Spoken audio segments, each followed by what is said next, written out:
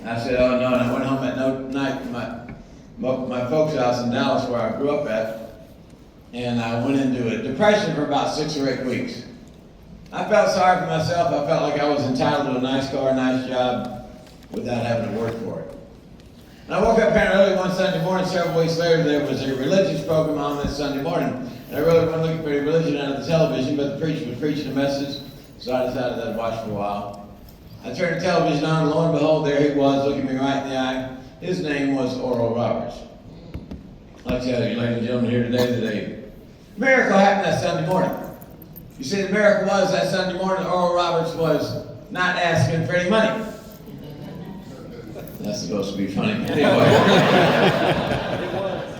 But he was preaching a message, and the message was that the greatest challenge that we all have from our Creator is to use our talents. He said, you know, there's a lot of you out there in television land today that are throwing your lives away.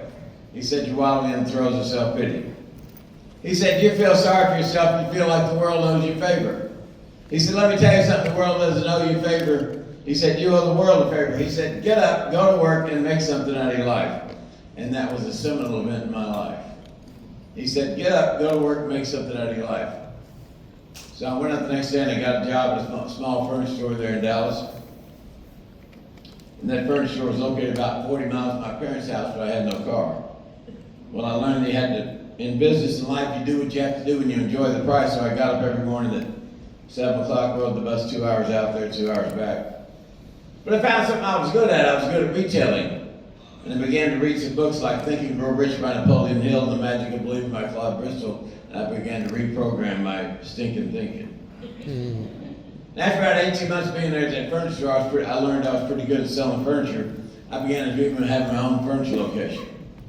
However, I didn't want to open a furniture up there in Dallas to beat my boss who taught me the business. So I asked her in late 1980 where it'd be a good place to start a furniture store somewhere in Dallas, somewhere in Texas other than Dallas. He said, kid, I understand Houston's a boomtown. At that time, my brother George down in Houston in the real estate business. I called him up one night and said, George, this is Mac, I'm thinking about getting the furniture business. See if you can find me a location. He called me back about a month later and said, I got your location. I said, well, great, George, where is it? And he said, 6006 I-45 North from Clifton Park. For an old time Houstonian, you understand that. I said, that sounded like a good deal. So I went out to dinner that night. My little girlfriend, her name was Linda. She'd been through all my ups and downs, many failures in life. She got in the car that night. I said, Linda, I got great news for you tonight, Mac. She said, what's that, Mac? I said, we're going to move to Houston when you get in the furniture business. She said, there ain't no way. And I said, Linda, you don't understand something. We can move to Houston to get in the furniture business. We just might be successful. She said, look, Mac, you don't understand something. I said, what's that? She said, all my friends live here in Dallas, went to school there, I've got a good job, I'm not moving to Houston, I'm not getting a furniture business with you.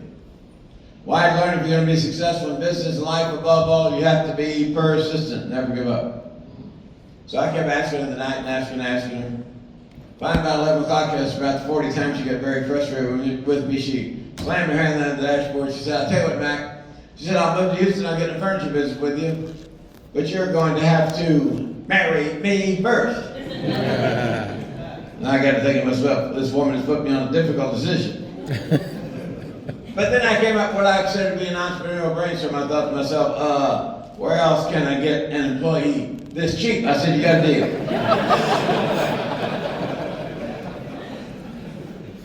And we moved down here and we started that furniture store at that little model home place on the North Freeway.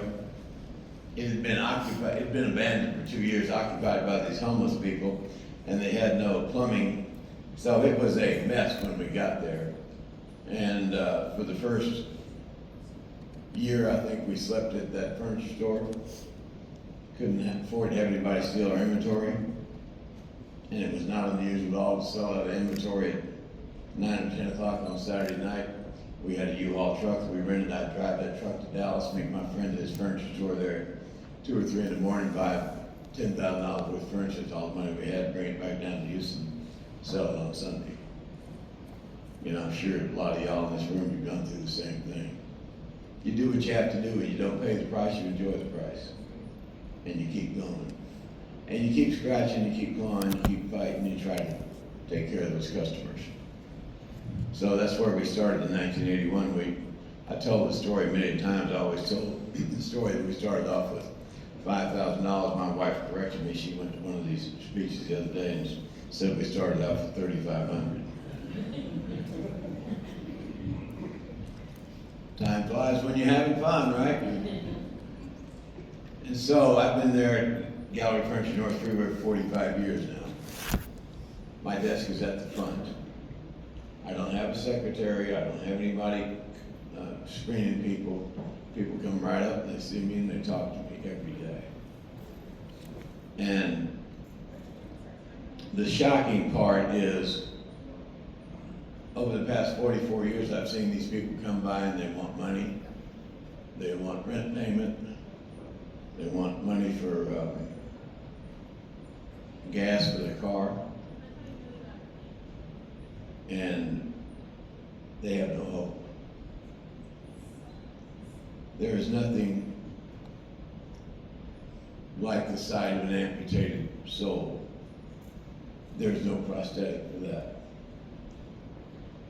And like it or not, we got a lot of people like that in this town and all over the state. And so during the pandemic, I read that the average income in a 5-mile radius of Gallery Furniture North Freeway is $30,000. Average household income. Obviously unsustainable. So I decided I wanted to do something about it. My friend Mike Feinberg started the KIPP schools, and he and I talked about it. And I went to a Mike Rowe speech about dirty jobs. And he talked about HVAC, he talked about construction jobs, he talked about welding, he talked about all sorts of skilled trades. What a great job it was. And I talked to my friend Mike Feinberg, and KIPP, their goal was always to send all their students to a 4-year college. And after 30 years, Mike realized that on the best day, 50% of their students would graduate with a 4-year college degree. The other 50% would get out of college with a $200,000 student loan at 9% interest that followed them around the rest of their life. And that wasn't working for lots of people. So we decided we would try to do something at Gallery Furniture to build a place where we could teach people skilled trades. HVAC, plumbing, electrical, construction, welding, all those sorts of things. And we also started a high school there at Gallery Furniture North Freeway for students 16 to 26 who had never graduated from high school, so they could get that all-important high school degree on their own time frame. We started that like 5 or 6 years ago, and I think we graduated about 30 HVAC students every 3 months.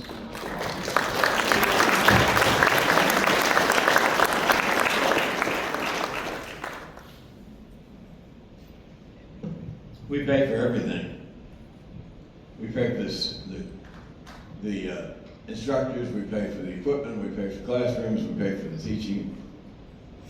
And it is great to see those kids come in there scared to death, and they leave there 6 months later. They have an opportunity to become an HVAC professional, and they have an apprentice degree, and they move on from there. So we've been teaching that for 4 or 5 years now. And it's amazing to me that a lot of these students have no people skills. They don't know how to dress.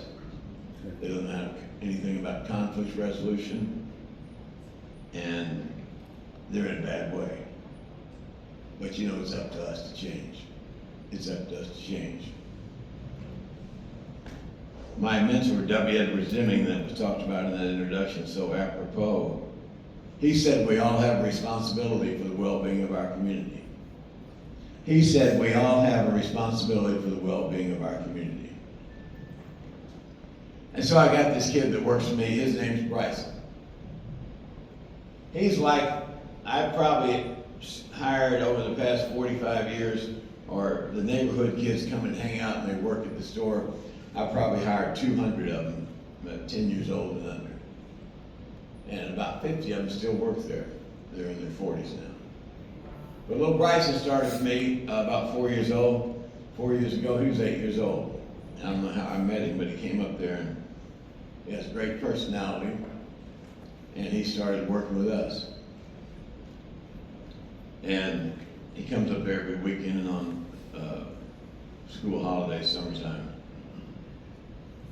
Bryson comes from a rather bad background. His mother's a prostitute. She would take her boyfriends to the apartment where he lived. Could you imagine anything worse? And then Bryson moved in with his grandmother, and they moved 5 or 6 times. How would you like to go to a new school every 3 months? But Bryson is there with us. And he has 30 females looking at his report card every month. I couldn't tell. They are on his ass. But he is a great kid with a capital G. He's a great kid. He's now 11 years old. And Mr. Feinberg got him into the school. There's a school in Baytown called Chickapaw. Y'all have heard of that? It's an interesting school. The kids go to school there Monday through Friday. It's a boarding school. And then they go home on weekends. And the deal about Chickapaw is they have no janitors, they have no maintenance men, they have no nothing. The kids do all the work. Isn't that great? So they're not only teaching them reading, writing, arithmetic, math, and English, etc., they're teaching them like work ethic. So Bryson's going there next year. And you know, we all have a responsibility for the well-being of our community. How many people can we hire into these skilled trades and change their life forever? My purpose of that training school where we teach those skilled trades in that high school is to break the cycle of 5 generations of poverty, where mom and dad don't know anything but come give us money to pay our rent. We want to break the cycle of poverty so they can get a job. I firmly believe that work is life's greatest therapy. And by getting a job, you change the world forever. And thank God for all you entrepreneurs in here and people in the AC business that are hiring people and training them. And you know, it's frustrating when you're training a new person because they don't know a lot, and you got to put some time, effort, you got to put a lot of energy into it. I'm trying to work on my patience level with these new kids that come in walking in there with their ass showing. I told them, I don't want to see your ass. I'm too old. You know the part. We got to work with these kids. We got to show them a better way. And if we do that, you change the world forever. Change one Bryson, you change everything. Change one. Because, you know, one of these days, all of us are going to stand in front of our Creator. Some like me sooner than a lot of y'all. And the Creator at that time is not going to ask us how much money did you make. The Creator is not going to ask us how many material possessions did you accumulate. The Creator instead will ask us how much of a difference did you make.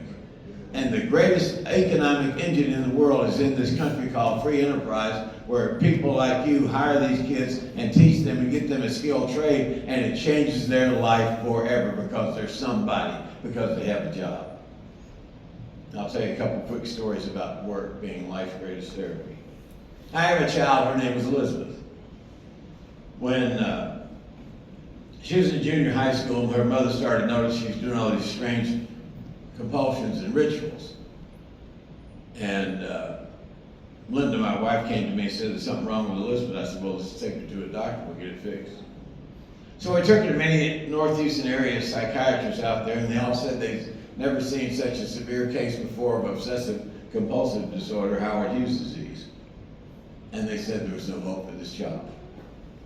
They said the best thing we could do was put her in a mental institution for the rest of her life so it wouldn't affect our lifestyle. Well, you see, her mother and I, we're not buyers, we're sellers. We weren't buying all that bullshit. So we took her to 500 psychiatrists. Every one of them told her the same thing, no chance she'll ever get any better. At the height of her disease, it took her 6 hours to take a shower. The water would run out. She'd wash her hands till they bled. She'd genuflect in her, by her bed before she got out of bed 1,500 times up and down, 1,500 times up and down. And it was hell on earth. My wife moved upstairs with her and lived with her because she was suicidal. she would get a butcher knife and beg her beloved sister to kill her. She would scream all night long, God, what did I do to deserve this? I wish I was dead. But we weren't going to give up. Can't give up on those new employees, can't give up on your daughter, can't give up on anybody. Got to stay the course.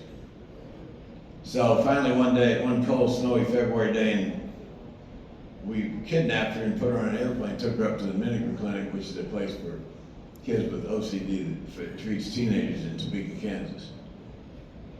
And we got there that day, and it was cold and snowy and miserable, and now her nightmare that the psychiatrist had told her so many times in front of us was coming true. She's going to be putting in mental institution for the rest of her life. So she was screaming and pleading for us to take her back home, said she'd get better. And she sold me on it, but her mother said, no, we got to leave her here. This might save her life. And so we left her there in that place.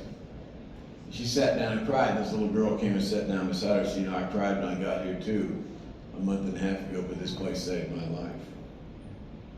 So they worked miracles up there, and she got better and came back to Houston and re-enrolled at Westville High School, and the teachers and administrators helped her get through school.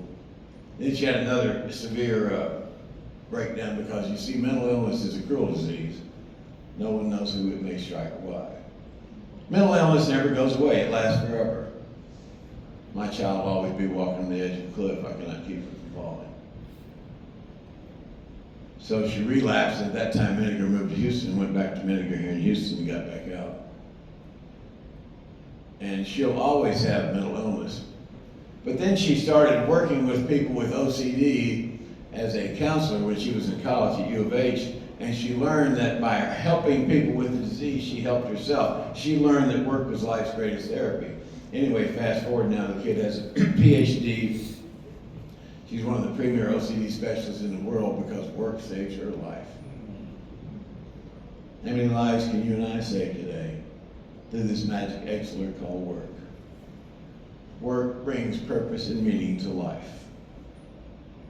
The last person I want to mention is my friend Yvonne Strait. Yvonne Strait had a child that was perfectly normal in Houston 40 years ago, maybe 50 years ago. And then her child, little Vicky, got meningitis and brain dead. Couldn't say a word. And she was a vegetable. And Yvonne wasn't going to give up on this child. She knew she could help little Vicky get a little bit better, do something with her. So she took her to all these doctors, same thing, nothing worked. And Vicky was a vegetable. Finally, one cold, snowy February day, Yvonne and her friend were scheduled to drive to Purdue, Indiana, to Purdue University, see this world-famous doctor that had success with children like this. And it was snowing, and Yvonne said, I'm not going to go. I don't want to be disappointed again. But her friend said, you got to go. And they took her all the way up there. And the psychiatrist doctor got little Vicky to make a noise. And Yvonne knew there was hope. So Yvonne started a school for students with total learning disabilities in the backyard of her home there in Tanglewood. And then she had more students she could handle. They moved to a rented 3 classrooms on a Methodist church on West Arm. And that's where they started the famous Briarwood School. And all sorts of children with learning disabilities came there because Yvonne believed that there was a place for everybody. And so I have an adopted child named Regina. She went to Briarwood and she got kicked out 2 or 3 times. She was very tough. And anyway, she ended up doing pretty good. Now she has a great job in a child care center. And she's proud of herself, and she's proud of her job, and she's proud of what she does, and that makes her life. So I asked Yvonne, was little Regina the roughest child they ever had, toughest child they ever had at Brookwood? She said, oh no, not by a long shot, at Briarwood. I said, who was? She said, well, the toughest child we ever had at Briarwood was this boy named Tracy. I said, well, tell me about Tracy. She said, Tracy was incorrigible, he was horrible, he disrupted every class, he was the problem, and he said, many times I wanted to kick him out of the school, but I just didn't have the nerve to do it. She said, one day we were in class, little Tracy snuck out of the class, He climbed up on the roof at the Methodist church, got on top of the steeple 40 feet above the ground, and was threatening to jump off the steeple and kill himself. And Yvonne, being the head of the school, is down there on the grass, screaming at this kid to come off the steeple, and the stalemate went on for about 30 minutes. Finally, she got him to come down off the steeple and onto the roof, and he climbed onto a tree and came down off the tree and broke a tree limb, went over there where Yvonne was, stuck the tree limb in her thigh. Blood starts shooting out of her leg. And little Tracy's laying on the ground laughing. He thinks all this funny, and Yvonne says, no matter what you do before you leave her, I'm going to straighten you out. And she refused to kick him out. She stayed with him. She stayed with him. Well, fast forward 20 years later, Yvonne's no longer the principal at Briarwood, but she's the chairman emeritus, and she's there one day visiting all of her friends in school. And this good-looking guy comes running down the hallway saying, hey, Miss Straight, Miss Straight, Miss Straight, do you remember me? Do you remember me? She said, no, I really don't remember you. Who are you? He said, oh yeah, Miss Straight, you gotta remember me. I was your favorite student. She said, no, I don't remember you. Who are you? He said, Miss Straight, it's me, Tracy. And Yvonne thought to herself, my goodness, I'm surprised you're not dead or in the penitentiary. She said, Tracy, you look great. He said, thank you, Miss Straight. And she said, Yvonne says, where do you live? He said, I live in Los Angeles. And Yvonne, being a good Texan, thinks to herself, that's not very good. She said, Tracy, do you have a job? He said, oh yeah, Miss Straight. He said, I got a good job. She said, what do you do? He said, I'm on television. He said, have you ever seen my show? Yvonne said, no, I don't watch television. What show are you on? He said, Cheers.